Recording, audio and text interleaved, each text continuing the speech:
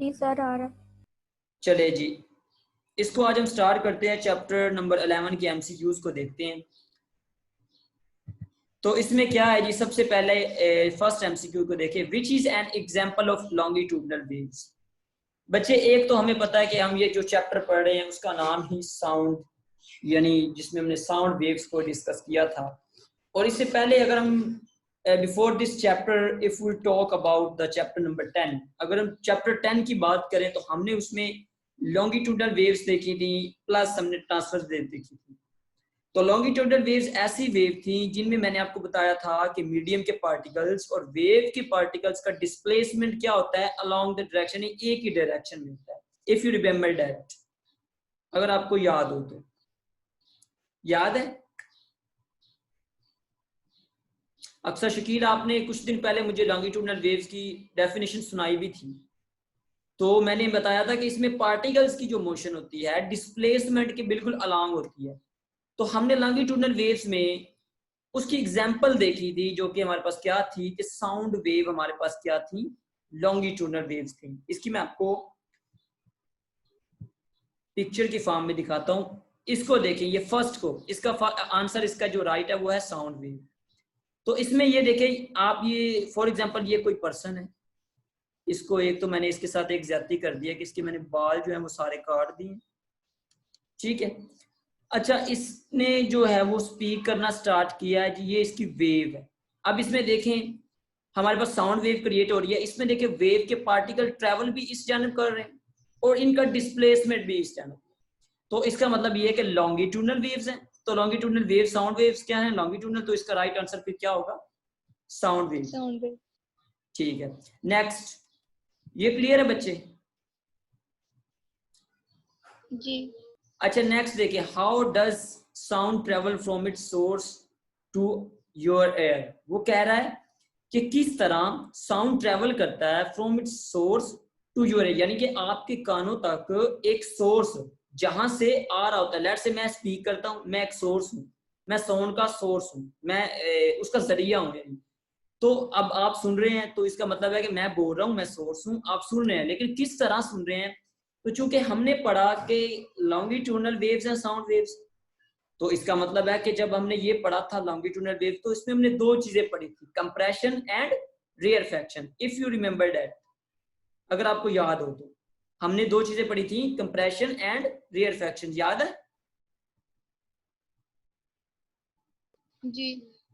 تو کمپریشن اور ریئرفیکشن میں ہم نے کیا چیز دیکھی تھی, یہ دیکھیں. لیٹ سے کہ اس کو میں تھوڑا سا اور زیادہ قریب کر کے دکھاتا ہوں تو یہ دیکھیں ہمارے پاس یہ ویوز پروڈیوس ہو رہی ہیں. لیٹ سے یہ ہمارے پاس ویوز ہیں, ان میں دیکھیں یہ کمپریشن ہے جس میں پارٹیکلز ایک دوسرے کے ساتھ ہیں, لوپس بالکل ایک دوسرے کے ساتھ ہیں. یہ ریئر فیکشنز ہیں جس میں پارٹیکلز یا پھر آپ کہہ لیں کہ ہمارے پاس ویوز کی لوپس جو ہیں وہ ایک دوسرے کے ساتھ فاصلے پہ ہیں. تو کمپریشن اور ریئر فیکشن, اب دیکھیں ان دونوں, ان جو بالکل ہمارے پاس کمپریشن ہے اس میں دیکھیں تو بچے ہمارے پاس پریشر کچھ اور ہوگا, یہاں پہ پریشر کچھ اور ہوگا. تو ان دونوں میں پریشر کا ڈفرنس آ رہا ہے, ایئر کے پریشر کا ڈفرنس آ رہا ہے. تو due to the change in the pressure of year sound travel from one place to another place. یعنی اگر یہ آبجیکٹ بول رہا ہے تو اس کے جو کمپریشن اور ریئر فریکشن کے درمیان چونکہ ایئر کا پریشر ڈفرنٹ ہے, اس کو مور کلیئرلی دیکھیں اس پکچر میں. تو یہ دیکھیں کہ یہ والی کمپریشنز ہیں, ان کے درمیان پارٹیکلز بالکل ایک دوسرے کے ساتھ ہیں. ان میں ایئر کا پریشر کچھ اور ہوگا, ان میں ایئر کا پریشر کچھ اور ہوگا, ان میں کچھ اور ہوگا. یعنی کہ due to the change in the air pressure the sound travel from one place to another place. تو اس کا رائٹ آنسر کیا ہے, by changing in air pressure. اس کا رائٹ آنسر کیا ہے, by changing in air pressure. Air pressure. Now move to the بک. یہ دیکھیں one second, یہ دیکھیں how does sound travel from its source to your year. تو اس کا رائٹ آنسر کیا ہے, by changes in its air pressure. اس کا right answer ہے a option. Now move to the next number 3. which form of energy is sound. بچے یہ answer آپ نے مجھے دینا ہے کہ ساؤنڈ کون سی انرجی ہے, الیکٹریکل انرجی ہے, میکینیکل انرجی ہے, ویری گڈ, رجا تنویر آپ نے بتایا کہ یہ میکینیکل انرجی ہے. ایکسپلین اٹ کہ how it is mechanical energy, how sound is mechanical energy.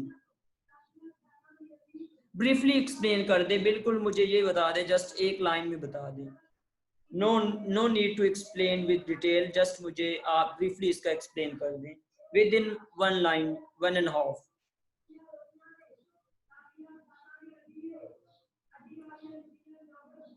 فصیح ندیم آپ بتائیں.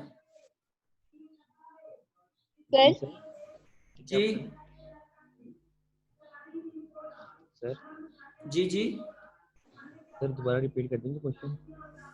The question is that کہ ہمارے پاس which form of energy is sound. تو ایک اسٹوڈنٹ نے بتایا ہے کہ ہمارے پاس جو انرجی ہے وہ میکینیکل انرجی کی ایک فارم ہے. تو ایکسپلین اٹ, بریفلی ایکسپلین کرنا ہے مختصر سا ایک لائن میں کہ یہ کس طرح ساؤنڈ ایک میکینیکل انرجی, مجھے بتائیں ساؤنڈ کیسے میکینیکل انرجی ہے. سر جی کیا نام ہے, جب کوئی بھی چیز وائبریٹ کرتی ہے اس کے اوپر کوئی نہ کوئی انرجی دی جاتی ہے جو میکینیکل انرجی کی وجہ سے وائبریٹ کرتی ہے. جیسے وائبریشن ہوتی ہے تو ساؤنڈ پروڈیوس ہوتا ہے, تو اس وجہ سے ساؤنڈ میکینیکل انرجی کہہ سکتے ہیں آپ. This is not the answer of my question. This is just you are sir talking میں بتاؤں, about the vibration creates sound. میں بتاؤں. سر میں بتاؤں. سر جی جی بتائیں بتائیں, زہر آپ بتائیں. سر کیونکہ اس کا سورس وائبریشن ہے اس لیے میکینیکل انرجی ہے. اس کا سورس کیا ہے؟ وائبریشن. یہ کچھ حد تک ٹھیک ہے, اپ ٹو سم لمٹس آپ کہہ لیں, اپ ٹو سر سم. میں بتاؤں. ہاں جی سر میں بتاؤں. تحریم شہزاد سر بتائیں. کیونکہ سر وہ یعنی یہ اس لیے ساؤنڈ انرجی میکینیکل ہے کیونکہ اس کو کسی حرکت کے لیے میڈیم کی ضرورت ہوتی ہے. یس دس is exactly the right answer.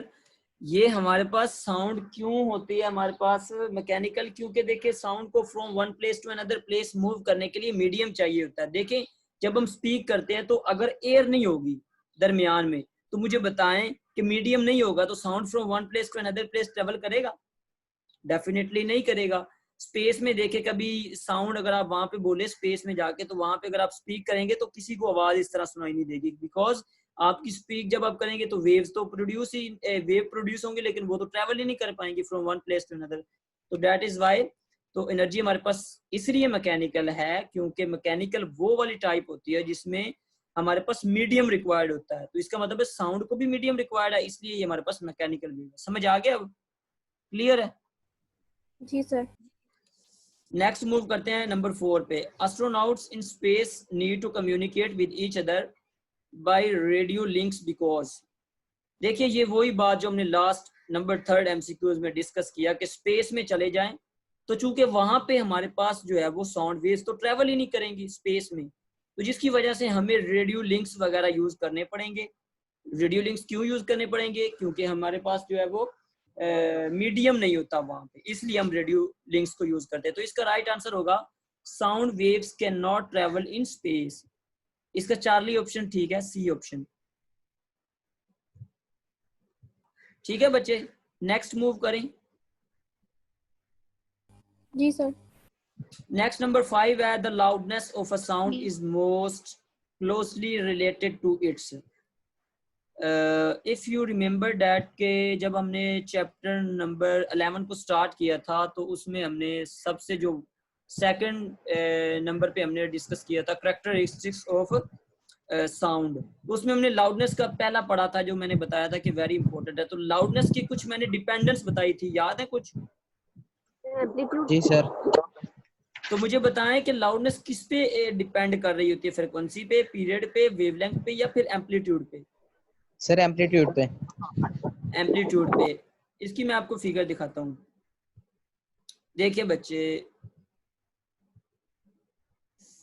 یہ جو ہمارے پاس, ایک سیکنڈ, ہاں جی یہ دیکھیں, اس کو دیکھیں, یہ ہمارے پاس جو نمبر 5 ہے اس کا رائٹ آنسر ایمپلیٹیوڈ ہے.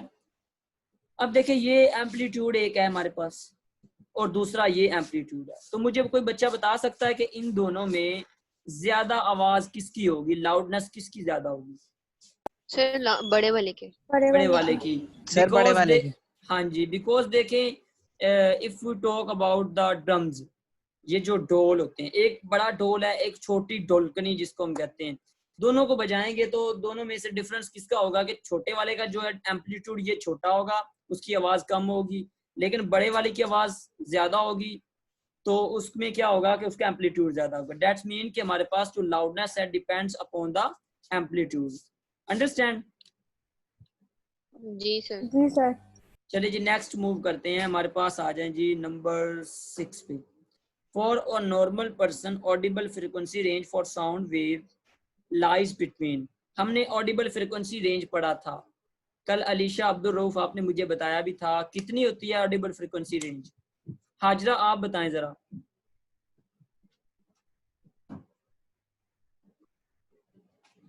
چلے ہاں جی آپ بتائیں.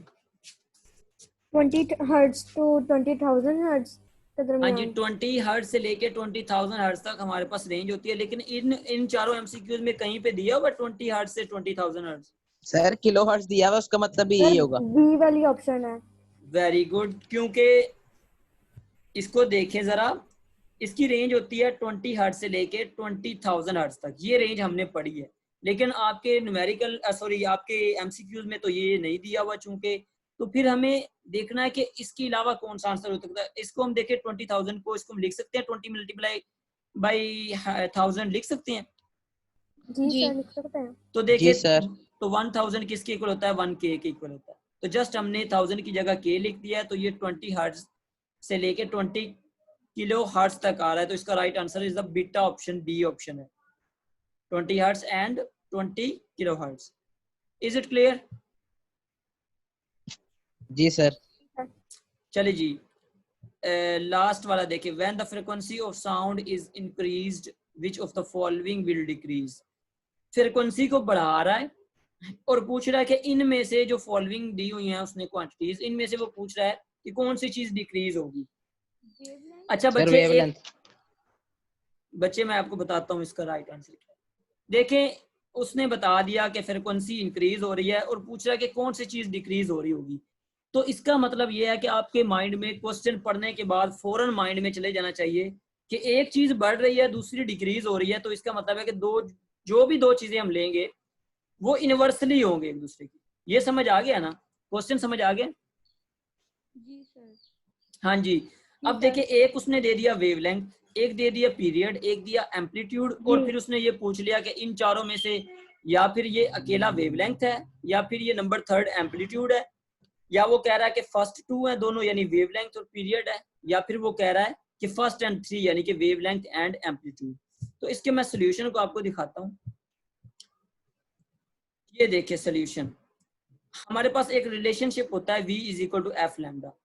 یہ ہم نے چیپٹر نمبر 10 میں بھی پڑھا تھا, یاد ہے؟ جی سر. چیپٹر نمبر 10 میں ہم نے پڑھا تھا V is equal to F lambda. اچھا بچے اگر ہم یہاں سے, چونکہ ہمیں بتایا گیا کہ فریکوینسی انکریز کر رہی ہے, تو اگر ہم فریکوینسی کا ریلیشن شپ لیمڈا سے بنائیں تو لیمڈا یہاں پہ ڈیوائڈ ہو جائے گا نا. کلیئر ہے یہاں تک؟ جی. علیشہ آپ کی آواز بالکل سلولی آتی ہے, اس لیے آپ کوئی ہیڈ فون وغیرہ چینج کرے, آپ کی آواز سنائی نہیں دیتی, یا پھر بالکل مائک کے بالکل قریب ہو کے کوسچن پوچھا کریں یا آنسر دیا کریں, ٹھیک ہے؟ اچھا یہ ہمارے پاس V is equal to جی کچھ نہیں سر. اچھا یہ دیکھیں V is equal to F lambda ہے, اور یہاں سے اگر F اور لیمڈا کا ریلیشن شپ دیکھیں تو یہ انورسلی آ رہا ہے. تو ایک چیز تو ہمیں مل گئی ہے کہ فریکوینسی سے انکریز کرنے سے لیمڈا ڈیکریز ہوگا. یہ تو ڈیفینیٹلی obvious بات ہے کہ ایک چیز بڑھ رہی ہے تو یہ انورسلی ہے تو یہ ڈیکریز ہوگی. ایک تو ہمیں ویو لینتھ مل گئی. اب ہمیں پتا ہے فریکوینسی کا ٹائم پیریڈ کے ساتھ بھی انورس ریلیشن ہوتا ہے. ہم نے یہ چیپٹر 10 میں بھی دیکھا کہ فریکوینسی اور ٹائم ایک دوسرے کے انورسلی پروپورشنل ہوتے ہیں. تو اس کا مطلب ہے کہ فریکوینسی کے انکریز کرنے سے ٹائم بھی ڈیکریز ہوتا ہے, ٹائم پیریڈ. تو اس کا رائٹ آپشن پھر کیا ہوگا, ٹائم پیریڈ بھی اور ویو لینتھ بھی. تو اس کا آپشن ہے 1 and 2 اونلی. چارلی آپشن اس کا ایگزیکٹلی رائٹ آپشن ہے, سی آپشن, یہ والا سی آپشن یعنی ویو لینتھ اینڈ پیریڈ. بچے سمجھ آ گئے؟ جی سر. آپ ہاں جی, کسی کوشچن ہے تو پوچھیں. یہ ہمارے تھے ایم سی کیوز، یہ آپ نے اچھی طرح سے کر لینے ہیں. کل ہم انشاءاللہ نومیریکلز دیکھیں گے اور آپ نے یہ ایم سی کیوز لکھ کے مجھے سینڈ کرنے ہیں. ٹھیک ہے؟ Okay sir. ہاں جی اسٹیٹمنٹ بھی اور پھر 4 آپشنز اور ان میں سے ایک کرنی ہے. ہاں جی چاروں آپشن دیں. اس کی وجہ یہ ہوتی ہے نا کہ اگر آپ صرف آنسر لکھیں گے نا تو اس کا نقصان یہ ہوگا کہ آپ کے قلم کے نیچے سے صرف آنسر ہی گزرے گا، اور جب آپ بورڈ میں بیٹھیں گے تو سم ٹائمز ایسے ہو جاتا ہے کہ پتہ نہیں چلتا. لیکن جب آپ چاروں لکھیں گے نا اور چاروں میں سے ایک کو کلک کریں گے تو پھر آپ کو یہ ضرور یاد ہوگا کہ میں نے چاروں میں سے کون سے آپشن کو ٹک کیا تھا. اس لیے بہتر یہی ہے کہ آپ چاروں آپشن لکھیں اور پھر اس کے بعد ان کو سرکل کریں. اور میں آپ کو یہ بھی بتا دوں کہ میں تیاری کس طرح کرتا ہوتا تھا. میں اس طرح کرتا تھا کہ پہلے سارے آپشن لکھ لیتا تھا، اس کے بعد یعنی یاد کرنے کے بعد ان کو سولو کرنے کے بعد ان کو پھر ٹک میں بعد میں لگاتا تھا. یعنی کہ ہر ایم سی کیوز کو ساتھ ساتھ ٹک نہیں لگاتا تھا، بعد میں اکٹھے. یعنی کہ جب میں سارے ایک دفعہ پڑھ لیتا تھا بعد میں پھر ایک ایک کو میں دیکھتا تھا کہ یہ وچ is an example of longitudinal, تو اس کی ایگزامپل کو آپ نے کیا کر دینا ہوتا ہے، اس کو آپ نے ٹک لگا دینا ہوتا ہے. ٹھیک ہے؟ تو اس طرح آپ نے کوشش کرنی ہے کہ یعنی کہ اب یہ 7 دیے ہوئے نا ایم سی کیوز، تو 7 ایم سی کیوز کے آپ نے جو کیا کرنے ہیں ان کو لکھ لینا ایز اٹ از بالکل، اور اس کے بعد چاروں آپشنز کے بھی آپ نے دینے ہیں. اس کے بعد ہر ایک پہ الگ الگ آپ نے جو ہے وہ جو رائٹ آنسر ہے اس کے اوپر کلک کرنا. ٹھیک ہے؟ اس میں کوئی اسٹیٹمنٹس بھی لکھنی ہے. اسٹیٹمنٹس بھی لکھنی ہے، ڈیفینیٹلی لکھنی ہے آپ نے اسٹیٹمنٹس، کیونکہ آپ نوٹس بنا رہے ہیں تو ان کو اچھی طرح سے بنائیں. اور اب اس میں جو ہم نے یہ جو ہم نے پڑھے ہیں 7 ایم سی کیوز، اس میں کوئی کوشچن ہے تو پوچھ لیں. اس میں کوئی کوشچن ہے تو پوچھیں. نو سر. کلیئر ہے؟ نو سر. چلے ٹھیک ہے. اگر کوئی کوشچن ہو تو نیکسٹ ڈے بھی آپ پوچھ سکتے ہیں، کیونکہ جب آپ تیاری کرتے ہیں تو سم ٹائم اس وقت بھی کوشچن جو ہے وہ جنریٹ ہونا شروع ہو جاتے ہیں، تو اس میں ہیزیٹیشن کی کوئی ضرورت نہیں ہے. اس لیے آپ کل بھی پوچھ سکتے ہیں جس دن نیکسٹ ڈے ہمارا لیکچر ہوتا ہے، تو جو بھی ہوتا ہے وہ آپ نیکسٹ ڈے بھی پوچھ سکتے ہیں. ٹھیک ہے؟ ٹائم ہمارا جو ہے وہ ہو گیا ہے، تو یہ آپ نے کل کا کام لکھ کے بھی آنا، اور ٹھیک ہے، اور یاد کر کے بھی آنا. کل ہم انشاءاللہ نومیریکلز کو سولو کریں گے. اوکے جی، اللہ حافظ.